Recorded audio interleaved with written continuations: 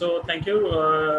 We'll discussing into the neurothermic advantages and helpful features that can be given by multicolor imaging. So first of all, I disclose no financial interest and thank you to the scientific committee. So as discussed above, multicolor imaging can be used as an adjunct to other non-invasive testing to support or to exclude our diagnosis. Today we will discuss some diagnostic challenges and helpful features of the multicolor imaging in neuro-ophthalmology. So, one of the diagnostic dilemmas in neuro-ophthalmology is optic disc edema. So, whether it is true or a pseudo disc edema. Because if it is a true disc edema, so initiation of early treatment is very necessary. Whereas if it is pseudo disc edema, we probably need only close follow-up and observation. So, differentiating if it is often very tedious and confusing, warranting testing by multiple methods. So various authors have defined various features differentiating the two of between the true disc edema and the pseudo disc edema. So here this is a multicolor image included in a study published by our institute. So this composite multicolored image shows a patient with bilateral optic nerve head drusen. So you can see how the greenish hue is confined to the disc margins, and also note that this greenish hue has very distinct borders. We will compare these features with other images in the upcoming slides. So this is the same eye which was imaged in infrared reflectance. See how the blood vessels are clearly visible around the disc, and again we'll compare this with the other eyes. So this is the image of true disc edema, which was included in the study, in the same study, and this image shows a greenish hyperreflectance that extends well beyond the disc margins. It also shows irregular blurry margins and obscured disc vasculature. So this image shows the same eye in infrared. See how the obscured disc vasculature is very well noted on comparison with the previous infrared image. So this is the side-by-side comparison of the same two eyes discussed previously. So the left image is the disc drusen one and the right image is the true disc edema one. The white arrowheads compare the approximate extent of the green reflectance and notice how extensive it is on the right image. This was correlated well with the SDOCT image findings showing RNFL edema in the eye of the right side, of the right image. So this is the image from the study by Malam et al., who published a series of 20 cases. They have described a method of distinguishing true disc edema from the pseudo on the basis of the multicolor images. So they have stated that the true disc edema has few features, namely an elevated green ring surrounded by a central dark shadow. So we can see this elevated greenish ring and a central dark shadow, and also has blurring of disc margins and obscuration of disc vasculature.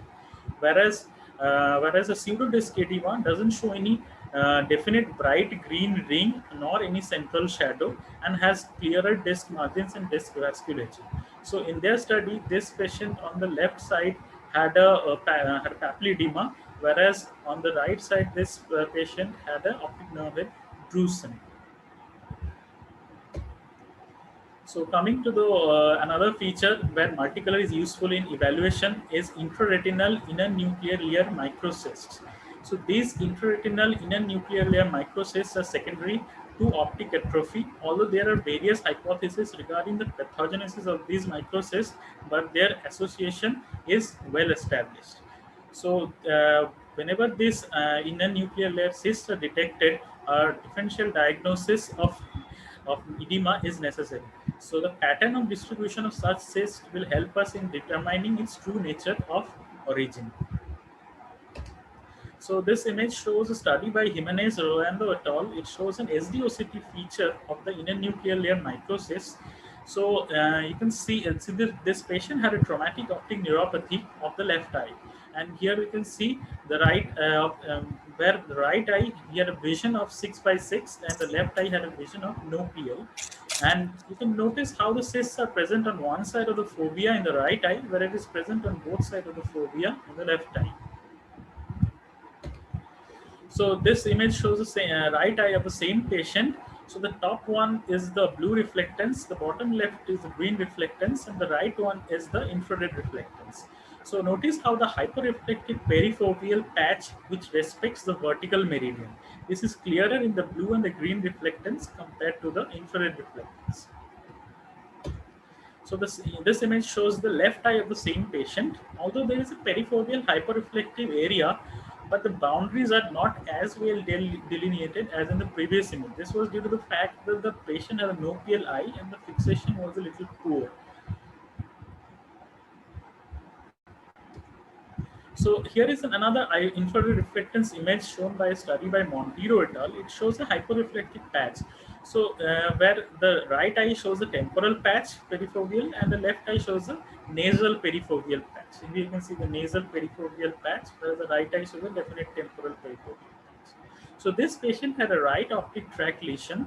So these patches on the inner nuclear layer microcysts are kind of secondarily produced due to the optic atrophy. This image is taken by a study from Abeg et al. Showing similar hyperreflective patches, which is here noted by white borders. So this patient had a right optic tract ganglioglioma, which is now we can correlate that, which is producing this inner nuclear layer microcyst. So a study by Wolf et al. Clearly shows that these patients do not have leakage of the dye in any phase during fluorescent angiography, thus proving that these cysts are not truly fluid-filled cysts. So thus multicolored imaging in inner nuclear layer microcysts secondary to optic atrophy helps us in avoiding fluorescent angiography and coming to a diagnostic conclusion. So multicolor imaging can also be helpful in the cases of myelinated nerve fibers. Presence of myelinated nerve fibers can obscure the disc margins. It can conceal underlying peripapillary pathologies. Multicolor imaging can pick up changes which may be otherwise missed. So this is a picture from a patient who was part of a study published by our institute. So figure A shows an optic nerve disc margin of very difficult to delineation in the color from this photos. Whereas figure B shows disc margin better delineated in composite multicolor image. Whereas figure C shows infrared reflectance scan, where the disc margin is clearer compared to the picture on the figure D, which is the green reflectance image. So coming to the summary, so multicolor imaging can be used as an adjunctive modality to avoid invasive testing to reach at an appropriate diagnosis in various neuroophthalmic disorders. So I'd like to thank you.